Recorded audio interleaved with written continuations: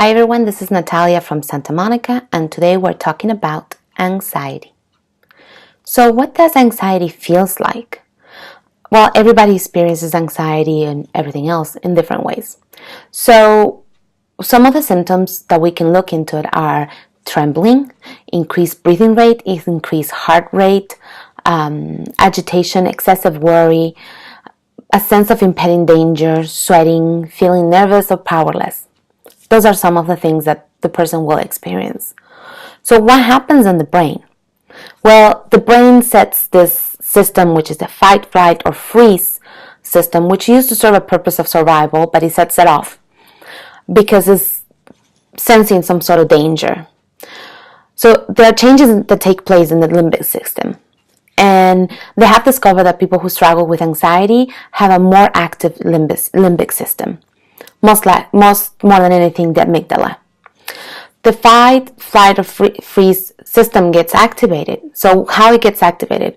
Well, the amygdala, which is the emotional core, detects a danger.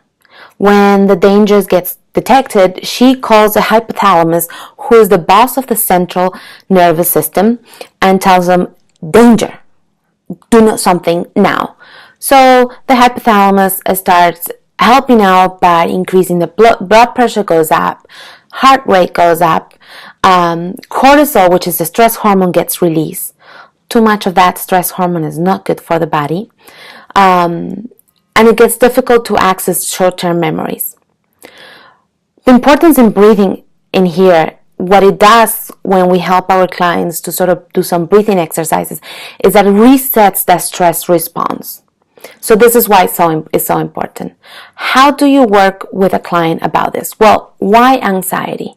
So anxiety, a question that I like to ask is, what purpose is anxiety serving my client in his or her life?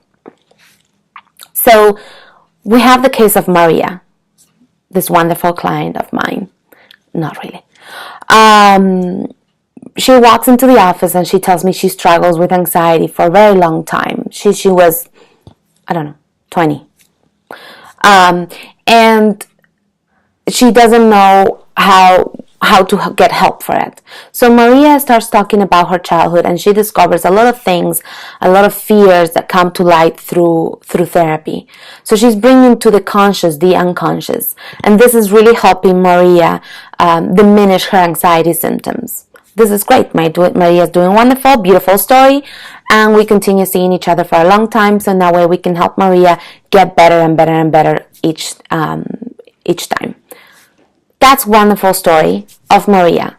What happens for Maria's, psychodynamic or other therapies are not working? We can also complement Maria's therapy in psychodynamic or look into CBT, which it would look into this cognitive restructuring or looking into cognitive distortions.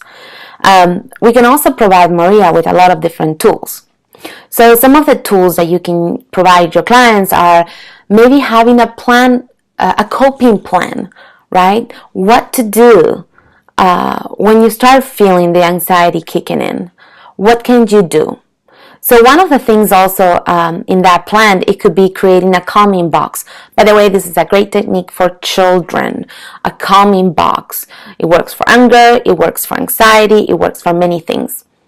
So what is that you're going to put in that box? Well, some of the things, think about your own box, right? So things that will really help Maria or a child to calm, to find a sense of safety, because that's why we need to signal the body that we are safe. So some of the things that I like, for example, that I enjoy having are essential oils, teas. It could be a stress ball. For children, you can put Play-Doh in there, something that will help them calm that anxiety. Another great tool are grounding techniques. So when you think grounding techniques, think senses, senses, senses, senses. Focus on breathing, bringing your attention into your senses. Breathing is really important. There's several ways to help people with the breathing techniques. For children, you have the flower, the candle, or the balloon. What am I saying? Smell the flower, blow the candle. Or you can teach children to focus on their tummy and how to blow up the balloon and not to blow up the balloon. This is another technique that you can use for that.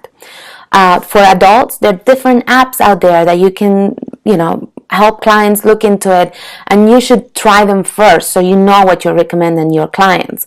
It could be Headspace, it could be Calm. I love Calm. Happy Five is another one. And the other one that's out there is called SAM, which is Self-Help for Anxiety Management.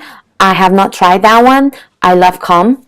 So if it's something that I will have to recommend someone for meditation and breathing, it will be Calm.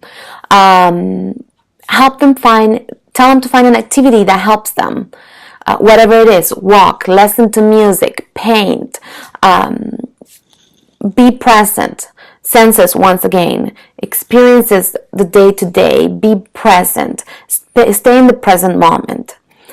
And another one, which is along the lines of CBT, is separate those things that you are in control and those things that you're not.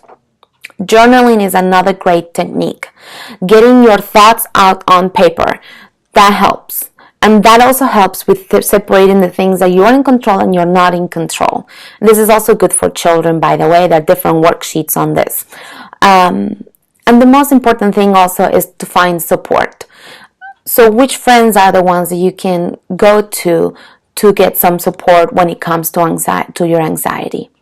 So this is a quick thing of tools and a quick look at anxiety. I hope you enjoyed it. And if you have any questions, you can always write me back. And I'm looking forward to our next week topic.